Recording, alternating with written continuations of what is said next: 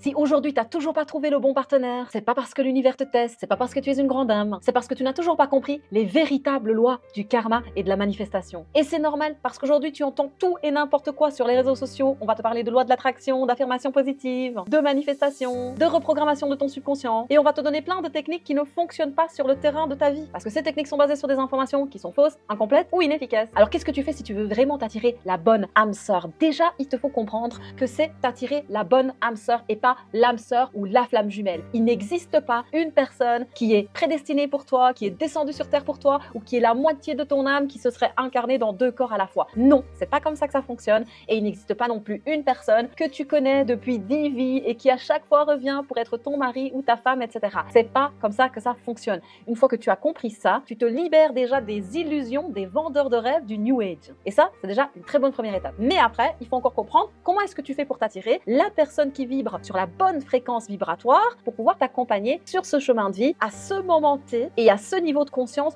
auquel tu te trouves maintenant. Déjà pour ça, il te faut comprendre comment fonctionne ton inconscient et que si tu n'as pas encore attiré, manifesté la bonne personne, c'est parce qu'il y a un blocage dans ton inconscient et un programme dysfonctionnel. Et ce n'est qu'en surpassant ce programme dysfonctionnel que tu vas pouvoir débloquer l'arrivée de la bonne âme sœur dans ta vie. Mais c'est pas si facile que ça. Donc ce qui fonctionne le mieux, c'est de faire une invocation pour les rencontres.